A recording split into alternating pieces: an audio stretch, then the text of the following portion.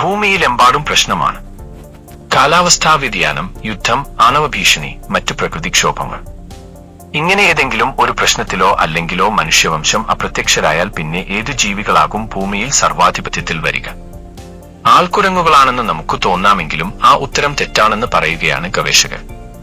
നീരാളികളായിരിക്കുമത്രേ മനുഷ്യരുടെ സ്ഥാനത്തേക്ക് ഉയരുക.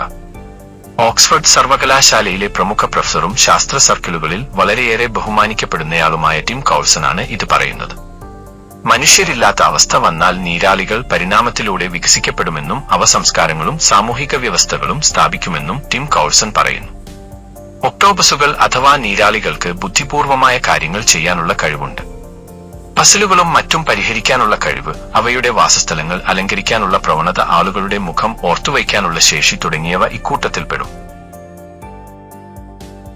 ഇത്രയധികം ബുദ്ധിപരമായ ശേഷിയും വിചിത്രമായ രൂപവുമുള്ളതിനാൽ ഇവ അന്യഗ്രഹജീവികളാണെന്നും ഭൂമിയിൽ വന്ന് പെട്ടുപോയതാണെന്നുമുള്ള തരത്തിലുള്ള പ്രചാരണങ്ങളുണ്ടായിരുന്നു. എന്നാൽ ഇവയൊക്കെ അടിസ്ഥാനമില്ലാത്ത ഗൂഢവാദ സിദ്ധാന്തങ്ങളാണ്. നീരാളി കുടുംബത്തിൽ ഏകദേശം 300 തരം ജീവികളുണ്ട്. വളരെ മൃദുലമായ ശരീരമുള്ളതിനാൽ ഇവയ്ക്ക് ശരീരം പല വലുപ്പത്തിലേക്കു ചുരുക്കാനും ഇടുങ്ങിയ ഇടങ്ങളിൽ കൂടി പോലും കടന്നു പോകാനുമുള്ള കഴിവുണ്ട്. സങ്കീർണമായ നാഡീവ്യവസ്ഥയും മികച്ച കാഴ്ചശക്തിയുമുള്ള ഈ ജീവികൾ നട്ടെല്ലില്ലാത്ത ജീവികളിൽ ഏറ്റവും വ്യത്യസ്തമായ പെരുമാറ്റരീതികൾ കാട്ടുന്നവയാണ്.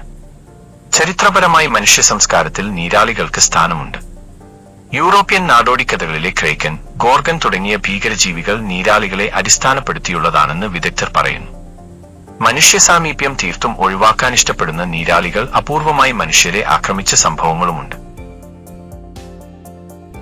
2022 നുവ പെസനോവ എന്ന സ്പാനിഷ് സീഫുഡ് കമ്പനി 52,691 ചതുരശ്ര മീറ്ററിൽ കാനറി ദ്വീപുകളിൽ ഒരു വമ്പൻ നീരാളി ഫാം ഉണ്ടാക്കാനുള്ള തങ്ങളുടെ പദ്ധതി അവതരിപ്പിച്ചത് വലിയ വിവാദങ്ങൾക്കിട നൽകിയിരുന്നു.